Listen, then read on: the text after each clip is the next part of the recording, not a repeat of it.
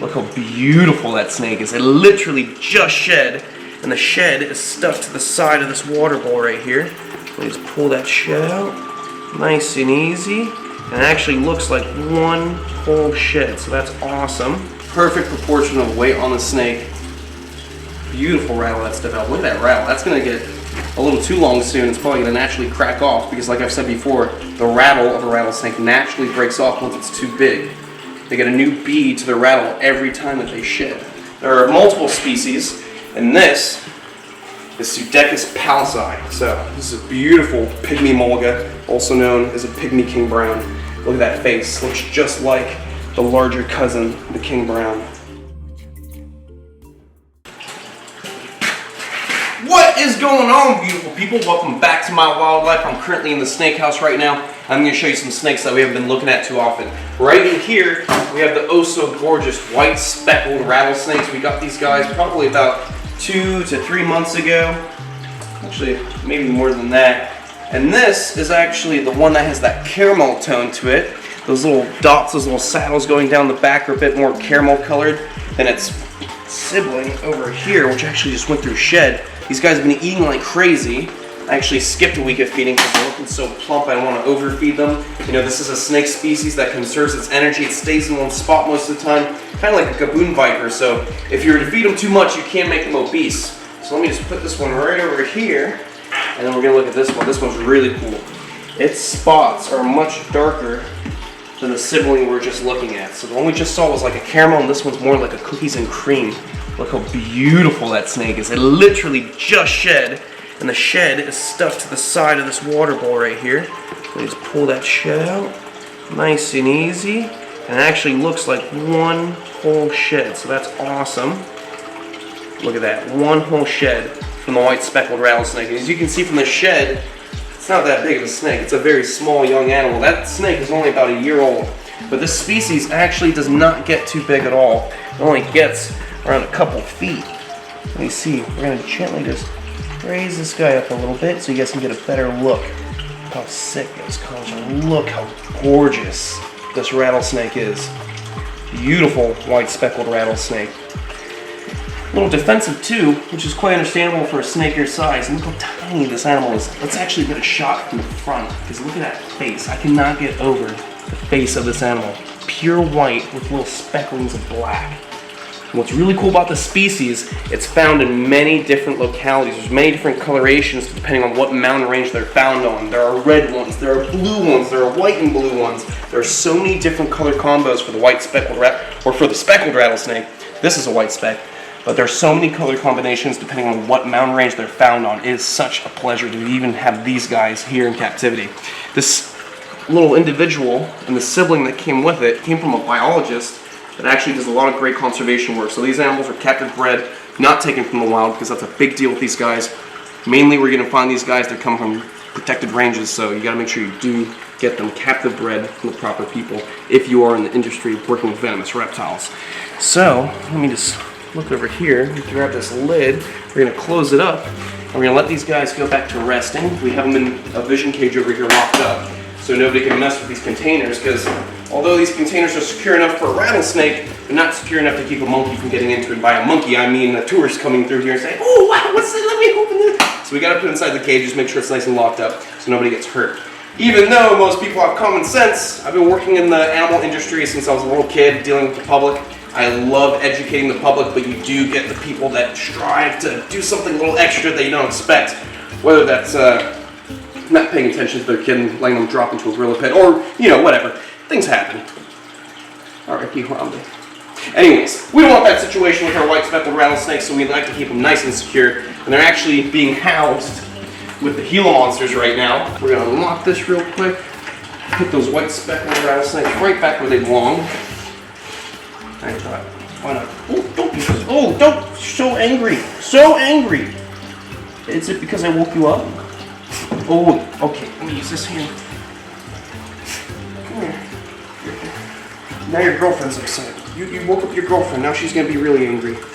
Look at you, you're so meaty, look at them, they're so good looking. And these animals, I'm only feeding them once or twice a week. You don't want to feed them too much, because they do not eat consistently every day like a young lizard or a young snake. Once they get to this size, only want to feed them a little bit here and there. Look at that. He's like, oh, you gonna scratch me on the head? Okay, we can be friends. I like that. Look, you're not hissing anymore, huh? Huh? He's like, oh, stop, you're embarrassing me. All right, let me just put you right here. You just go play. Go play. Go find your friends. All right, we're gonna put these white specks right into the corner of the cage. This is a big enough vision where these Gilas have plenty of space to crawl around. I just put these white specks in the corner of the cage for now. And then eventually they're gonna get their own vision cage locked up once they're big enough to be in their own vision cages. What are you doing, huh? What are you doing? You mean little hissy kid? Oi, why are you so hissy? Why are you so angry, huh? Why are you so angry? What was that? Huh? You want more head scratches, is that what it is? Oh, that feels good, doesn't it? That feels good, doesn't it? Want me to scratch right behind the ear holes? Oh, no one scratched your ear holes like this before, have they? Oh, look at him, he's like, oh, my ear hole. Oh, such a good lizard. I love this guy. Still haven't named him, and still haven't named his girlfriend.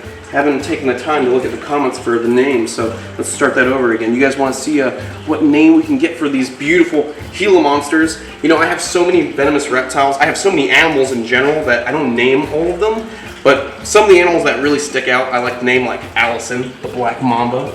Beautiful, big black mamba, notorious for being a black mamba, having a bad reputation. I thought, why not name her Allison, something sweet to change her image. Kind of like my big king cobra, we ended up naming him Kevin because it seems less scary. I wouldn't want to name my my venomous reptile Lucifer or Magma or like Hades or something crazy like that, because I don't want people to fear these animals. I want people to understand these animals and look at them as another living thing versus some sort of mythical demon or something like that. Oh, he's like, oh, put me back, I'm a mythical demon. I'll grab you by your face and I'll put you in the head. Let me get my arms on you. Come here. Let me focus. Yeah, baby. Subscribe. Let me lift your face a little.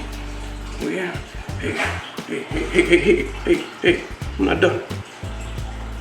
Come on. You call me often? Alright, guys. We're going to put this big Gila monster back in his enclosure. Don't fight him. Be a good boy. You do your thing, buddy. Enjoy your roommates. And his girlfriend's right here. She's sleeping. You can see her right there with her eyes closed. She is the sweetest thing. Look at this. She is so pink. Right on that head. Alright, we're gonna let her be. Goodbye. I'll feed you guys later. Alright, perfect. We're gonna lock this enclosure up.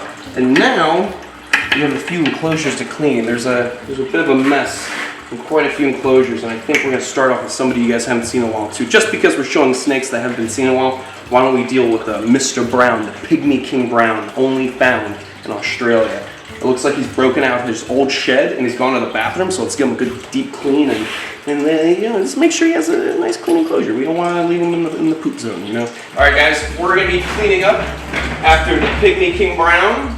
Mr. Brown, he's right here. I got a lot of cleaning. I don't know if you guys see this, but there are flies coming out of here. The next episode is going to be cleaning this whole rack. All the Indian cobras have been eating and going to the bathroom consistently, so we're going to go and clean up all that, so you guys will see that in the next episode. But for now, we have to take care of these guys. Look at this. Look at this puff adder using its tail as a lure right now. See what it's doing? Slowly kicking its tail up and down, using its tail as a lure. A lot of vipers out in the wild will do this. Alright, so we want to clean up this enclosure, but first let me see where this little guy is, because, alright, he's in his hide. This is one of the fastest snakes I am. It is a very dangerous snake. Anything from Australia that's venomous is highly venomous, because it's the most venomous snakes on the planet. This snake right here has a powerful neurotoxin that will leave you dead, and you wouldn't want to take a tag off of it, so I gotta be real careful. You've seen it in feeding mode. It literally shoots out the enclosure and will wrap around the food bowl just to get a little rat. But right now we don't have any food, so the good thing is the scent of rat is not in the air, even though he's already popping his head out. He's right there. He's looking around, he's seeing what's going on.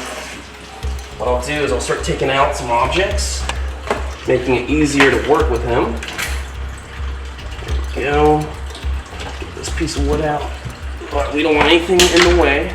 And I'm gonna flip his hide just so I can see. Ooh, you're getting big, dude. Come here. Oh, here we go. Come here. Don't go there. Let's Let's get you out.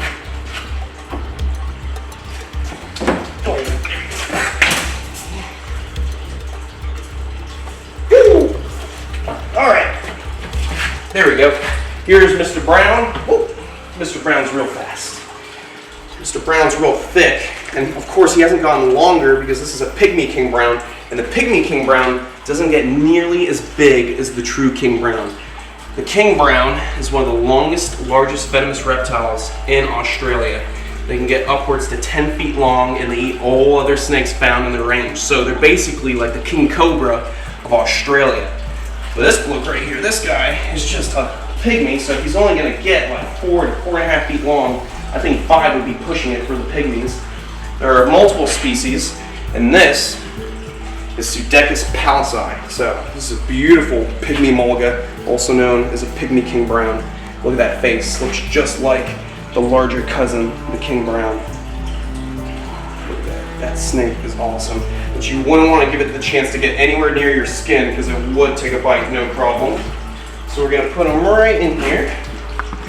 I'm going to close this up for you. Haven't seen him in a while. He's looking really good. So, let's see what's going on in here. We've got good water. You might want to clean that down.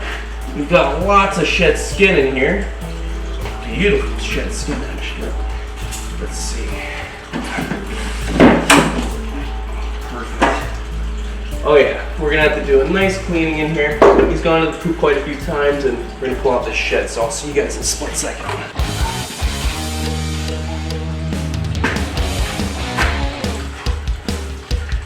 Gotta stretch before I take this King Brown.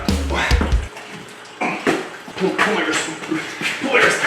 Pull my wrist. Ah! Oh! Wait, a little more, get. Oh! Alright guys, we're gonna be taking out the Pygmy mulga. If you guys were wondering, what the heck does mulga even mean? Mulga is a type of bush, or I would say maybe a small tree, out in Australia, and it's thick. And the mulga, when it starts to die, it cracks.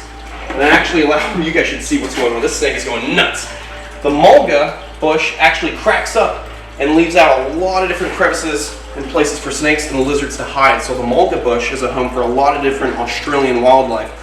So if you ever hear some old classic Aussie country songs, they talk about the old mulga, coming out of the mulga, stuff like that. That is what they're referring to. It's a type of bush out there. So, hence the snake living out in the mulga all the time, they ended up naming this a mulga, or a mulga snake. And this would be the Pygmy mulga. Beautiful snake. He's actually doing pretty good right now. He's nice and calm. He's not acting too crazy. So we have an opportunity just to hang out with him and check him out. He's checking out that camera. He's checking out a roof. Look at that beautiful Pygmy King Brown. Super lucky to have this snake in my collection because they are not often found outside of Australia. Alright, what we're going to do, put this snake right back inside its enclosure. Nice and easy. Nice and easy. Right back home.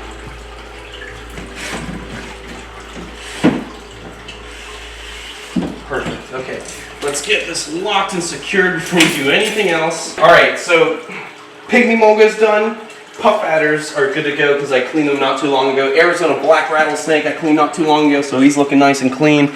Not just clean as in the enclosure, but clean as in that pattern. Look at the gold on the saddles of this snake. And I really wish that you guys could really understand what I'm looking at right now. It literally looks purple. I don't know if the camera can pick that up, but the sides of this snake literally look like purple. So, I guess if you can't pick it up that well, you're going to have to come to the Everglades Outpost and see it in person. Wink, wink, wink, wink, wink, wink, wink. Come to the outpost. Wink, wink, wink, wink, wink. Are you adding the wink sound? Alright, now add a shotgun. Now, my other eye's shooting the bullet. Ready? Boom. Editing. And then if we look up top, we can see that the eastern Diamondback is getting big as well. This is my young male that I've had for probably about 2 years now. Doing really good. Eating like a little beast. Frozen thawed rats, looking real nice. Let's see. I think you need a cleaning as well. Let's actually clean this guy's enclosure. In the back of his enclosure, I see that there's a spicy meatball! Oh, spicy meatball! I said it! I said it! I stopped saying it! Everyone was saying, when was he gonna say it again? I said it! I said it! Yes, He said it! Spicy meatball! Spicy meatball! I can't believe he said it! Spicy meatball. I'm gonna take my clothes off. I'm gonna take my clothes off. I'm gonna take my clothes off. I'm gonna. Somebody stop that man from taking Put back on your his clothes clothes! Alright guys, we're going to be taking out my young Eastern Diamondback. He's looking like a beast. He's so hyped up because I always feed him. I just put the food in there, he comes and chops down. So I got to be real careful. He's in feeding mode, so he's going to be ready to strike out. Watch this, he's probably going to shoot out. Alright, he's picking up the scents. I think he's realizing there's no rats. There we go. Dude, you are looking good. Oh, look at this rattlesnake. Oof. This has got to be one of the most beautiful Eastern Diamondbacks that I've ever had the pleasure of working with. Beautiful charcoal black, because you know you get different colorations depending on where they're found. Some are light and sandy, and they have the very light tones to them. This one's a very dark charcoal color. Very beautiful snake. Let's get that egg right there. Get him nice and comfy on that hook. Oh, look how beautiful this rattlesnake is. And as you guys know, I ended up taking my 2 larger Eastern Diamondbacks and I relocated them to another facility just because I have so many snakes right now. I needed to make it easier on myself because in reality, I'm the only person that's taking care of all the snakes you see in this house. So I gotta make it easier on myself, but I didn't think it was necessary to have 4 of the same species or 5 of the same species. So now we just have 2 beautiful Eastern Diamondbacks, this male and then my larger female from the same batch of babies that we got about 2 years ago. Okay. For those who don't know, the Eastern Diamondback is the world's longest, largest rattlesnake. This animal reaches upwards to 7 feet long, and the record is just over 8 foot. I believe it's 8 foot and 1 inch or 8 foot and 2 inch, and I was found in Florida, so that's insane. And if we come over here, right up here in this enclosure, we have the world's smallest rattlesnake. Even though it's not a true Crotalus species, the Pygmy rattlesnake is considered the world's smallest rattler. I'm going to put this Diamondback back in the bucket, and you guys can check out that Pygmy right there. So right here we have the Pygmy rattlesnake, and this is considered the world's smallest rattlesnake. So in Florida, we have the pleasure of having the world's largest rattlesnake and the world's smallest rattlesnake. So right here's my gorgeous looking Pygmy rattlesnake that I've had for quite some time. Looking really good. He's actually going through shed, and he's become quite the thick little bug right there. Look at him. He used to be the size of a quarter, and now he's fairly big. Look at him. You doing good, bud? Nice big rattle. Look at the rattle on that tail. Isn't that incredible? The only way you're ever going to hear that rattle is if you got so close to the ground you're nearly putting your ear on top of the snake. That's also why they nicknamed the snake the ground rattler. Because the only way to hear it rattle is to get that close to the ground, so you wouldn't want to get that close anyways. What I'm going to do is just put him right back in there, get him some fresh water. We're going to get the Eastern Diamondbacks some fresh water. We're going to clean both of their cages, and then we're going to let them get back to their lives and enjoy themselves. So let me be right back. Going to go rinse this out real good and go get some fresh water. Alright guys, we just got the enclosure cleaned up for the Diamondback. I've got some fresh water. I'm putting this bowl right back in here. We got a different bowl because I dropped the last one and it broke, and it's made of ceramic, so anyways, it doesn't matter. We got a new bowl, good to go, looks cooler. The other one was lame anyways. Now, what we got to do is put back the Diamondback, and we're going to be cleaning this Pygmy out. We got it some fresh water as well. Oh, now you're upset. Don't be upset. Stay friends. I've known you since you're a little worm. Come here. Such a good looking rattlesnake. I'm very proud of this snake, as well as with my other animals. I'm proud of them all. They're like my little kids. Look at that. Perfect proportion of weight on the snake. Beautiful rattle that's developed. Look at that rattle. That's going to get a little too long soon. It's probably going to naturally crack off because, like I've said before, the rattle of a rattlesnake naturally breaks off once it's too big. They get a new bead to their rattle every time that they shed. Look, he's just checking out the area, using his tongue to investigate, picking up the scent particles. He's realized there's no food around. He's like, this is lame. But at least you get a nice clean enclosure that you can check out now with some fresh water. So enjoy, buddy. Look at that rattle. Alright, perfect. I'm going to close that up. And now I can lock up the enclosure and we can clean out this Pygmy. Already got fresh water for it, but there's a bit of poop in here. We want to make sure it's nice and clean. So let's get this little rattler out. Now the pygmy rattlesnake wouldn't really kill you unless you're allergic to venom, but I'm telling you, it's going to eat away your flesh and destroy the tendons in your hand if you were to get bit. It's just going to eat away like battery acid. So even though most likely you wouldn't die from a pygmy rattlesnake bite, you wouldn't want to get tagged by one anyways. It's still a respectable venom. So the key to picking up these little rattlesnakes is not to pick them up at all, because this snake is so small that if you were to grab it on any part of its body, you can easily whip around and tag it. So it's very difficult to even try and tail the snake for hooking, which usually I try not to do.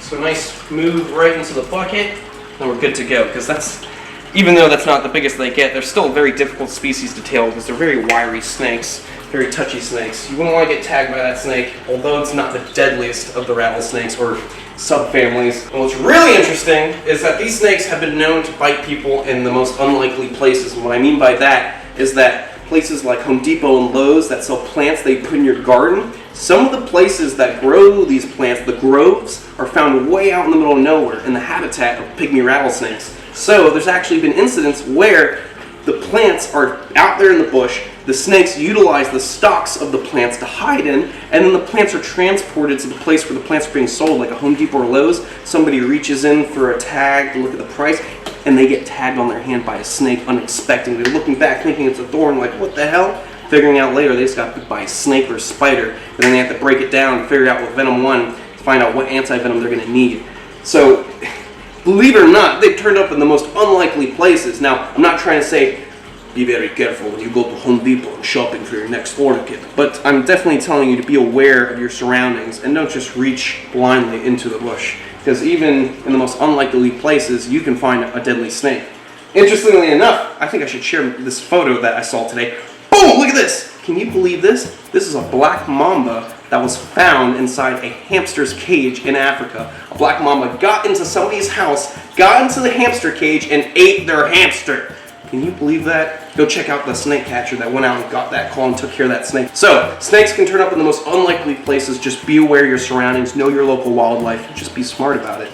Anyways, we got some poop to clean, so let's clean up that. I think I'm actually just gonna dump all this out and put some new bedding in. Nice and clean. There we go. Alright guys, we got some aspen in there, changing it up a bit. Some nice dry aspen for the pygmy. We'll put his hide back in there and let him go on back home. Let's see, got the hide right here, and I can hear him buzzing away. I don't have to get too close to the ground to hear that guy with the rattle he's got. Come on, little guy. Don't be so upset. That is a chunky little pygmy.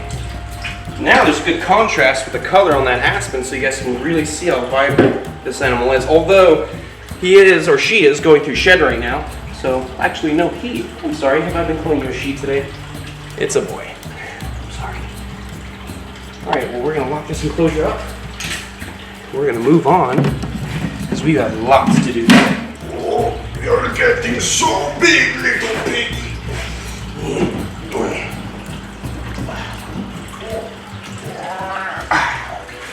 Alright, beautiful people. I'll see you on the next one. I want you. Ooh. Don't look now, but there's a cricket right there. Look! Cricket! Oh, darn! Did you see him in the face? Where'd it go? Oh! He just John Cena my ass! No, he's celebrating! Stop celebrating! Garrett! I'm gonna feed you my Gamora. Come here. Alright, beautiful people. Like I've said before, check us out on Patreon. We are trying to get the facility going, so if you want to help us reach that goal, we started our Patreon to give exclusive content, exclusive merchandise for the Chandler's Wild Club. So, please become a part of Chandler's Wildlife Club. You will see exclusive content. We're going to show you the animals that aren't on the main channel that we're showing you here, as well as check out the Chandler's Wildlife merch on the main site, Teespring. We got the Be Chill Like Ziggy, because why wouldn't you want to be as chill as a crocodile you can kiss on the face? Nothing's more chill than that. So, I will see you on the next one. Stay beautiful, stay safe, but most of all, avoid crickets that can kick your ass, and I will see you on the next one. I can't reach, just get closer.